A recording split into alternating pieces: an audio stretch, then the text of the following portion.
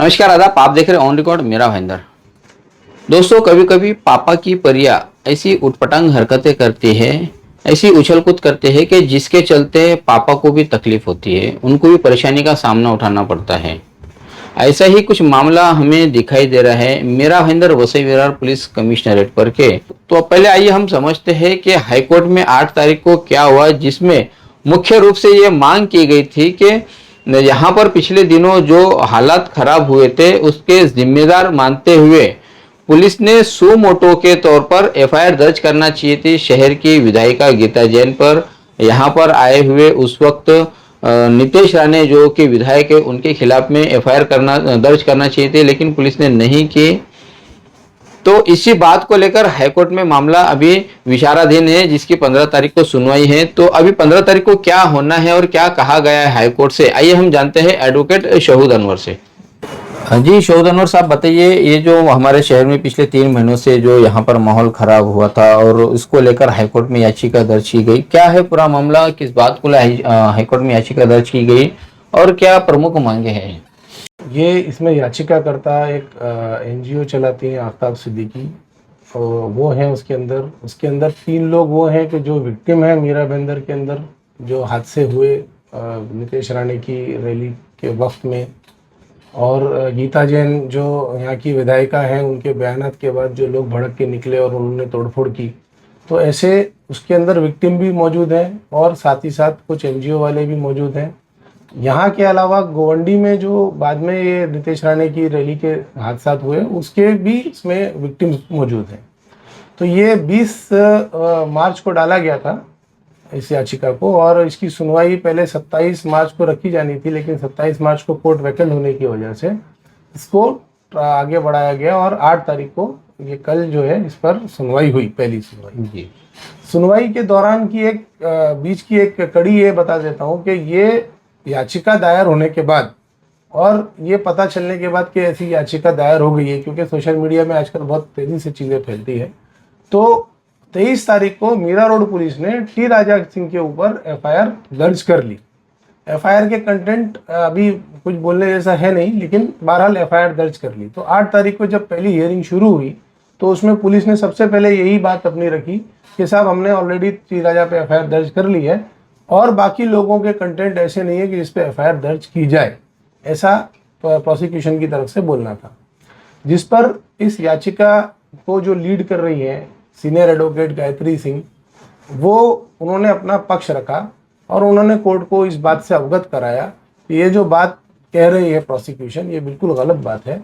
इसके अंदर बहुत अलग चीज़ें हैं जो प्रोसिक्यूशन छुपाना चाहती है। पहली चीज़ तो ये है कि ये जो नितेश राणे 23 तारीख को जनवरी में यहाँ मीरा बंदर में आए थे और उन्होंने जो उत्तेजक बातें की, और वो बातें अमल में भी ऐसी आई कि उनकी रैली ने लीड करते हुए पूरे शहर में वायलेंस किया, पूरे शहर में तोड़फोड़ की, लोगों के साथ मारपीट हुई। और वो जो उत्तेजक बातें उन्होंने की थी, वो उत्तेजक बातें सिर्फ ऐसा नहीं कि किसी सड़क पे खड़े होकर बोल दी हो, वो खुद हमारे जो शहर के सीपी साहब हैं, उनका जो ऑफिस है, उस ऑफिस के जो मीडिया रूम है उसके अंदर की गई। तो कोर्ट को इस बात से अवगत कराया गया कि ये जो मामला है ये इतना आसान नहीं है जितना प्रोसिक्यूशन पेश करने की कोशिश कर रहा है।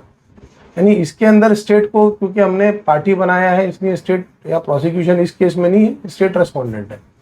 तो ये रेस्पोंडेंट ने इस बात को रखने की कोशिश की, उसको बहुत ठंडा करने की कोशिश की कि ऐसा कुछ भी नहीं है और हमने इनकी स्पीच में कुछ ऐसा नहीं पाया।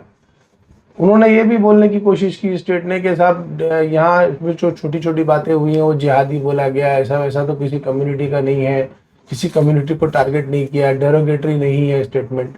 लेकिन फिर जब पूरे का पूरा जो उनकी स्पीच का ट्रांसक्रिप्शन था, जब जज के सामने पेश किया गया, तो जो जस्टिस बेंच बैठी थी, श्रीमती मोहिते देरे मैडम और श्रीमती देशमुख मैडम, तो इनके सामने जब इस खंडपीठ के सामने वो चीज़ें पढ़ी गई तो उन्होंने इस बात से बहुत हैरानी जाहिर की कि इस तरह से सीपी के ऑफिस में इतनी बड़ी बातें एक आदमी आके कैसे कर सकता है, और इसके ऊपर आम इंसान को पुलिस के ऊपर कितना भरोसा रह जाएगा, ये सवाल पुटअप किया गया। तो स्टेट को थोड़ा सा पीछे हटना पड़ा, बैकफुट पे आना पड़ा, और स्टेट ने कहा कि हम मानते हैं कि ये गलत हो गया है और इसके लिए हम अपॉलॉजी दे सकते हैं। हम एक मतलब वो जो affidavit दे प्रेस देंगे। कॉन्फ्रेंस हुई थी उस बात को लेकर इन्होंने अपोलोजाइज ऑफर किया। उन्होंने कहा कि हम दे जी, सकते जी। हैं, एफिडेविट हम सीपी से करवाएंगे। जी तो उस पे जो पिटिशनर्स की एडवोकेट थी, उन्होंने उस पर बात रखी कि ये बात सिर्फ अपॉलॉजी की नहीं है, ये बात पूरी ओवरऑल है कि उस पर्टिकुलर उस बयान के बाद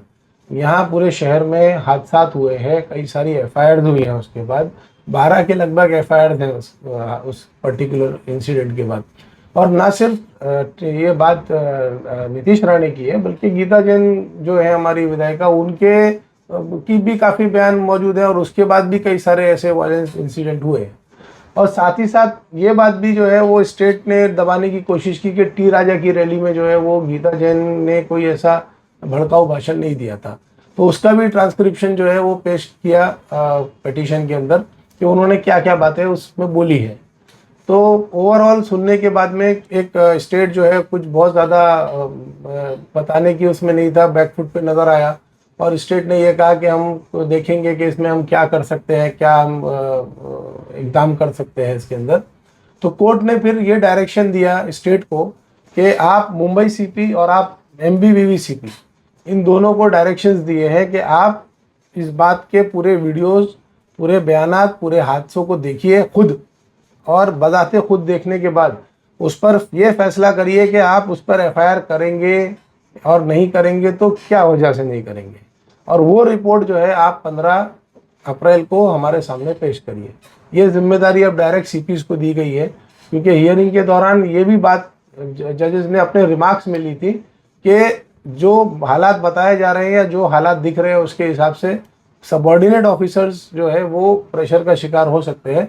इसलिए डायरेक्ट सीपीज को ये रेस्पॉन्सिबिलिटी दी गई है कि वो खुद उन वीडियोस को देखेंगे और पूरे हालात का जायज़ा लेंगे, और फिर अगर उनको एफआईआर नहीं करनी है तो क्यों नहीं करनी है उसका वो रिपोर्ट कोर्ट को पेश करेंगे। पिछले महीने या 3 महीने पहले जो घटना घटी थी, उस घटना में अगर पुलिस अपना आत्म परीक्षण करे तो खुद साफ पता चलेगा पुलिस को कि उसने इस यहाँ पर भी किस तरह से पार्शियलिटी का काम किया है। एक विशेष समाज को, मुस्लिम समाज को खास तौर से दबाया गया है, और अन्य समाज के जो आरोपी है वो आज भी खुलेआम आजाद घूम रहे हैं। और हमारे शहर के जो लोग या जो राजनेता माहौल खराब करने की कोशिश करते हैं, उन राजनेताओं को भी पुलिस संरक्षण देती है, उनके खिलाफ में किसी प्रकार की कोई कार्रवाई नहीं करती है। तो यही बड़ा मुख्य कारण है कि मुस्लिम समाज का पुलिस पर से भरोसा कम होता हुआ दिखाई दे रहा है। देखना है कि आने वाले 15 अप्रैल को जो हाईकोर्ट में मीरा भाईंदर वसई विरार के सीपी और मुंबई के सीपी, इनके जो बयानात आएंगे वो किस प्रकार के होंगे, और उन बयानात के बाद में क्या रिएक्शंस आएंगे ये भी हम आपको बताएंगे। बहरहाल तब तक आप हमारे साथ बने रहे। कैमरामैन आरिफ कुरैशी और साबिशी के साथ ऑन रिकॉर्ड मेरा भाईंदर। धन्यवाद।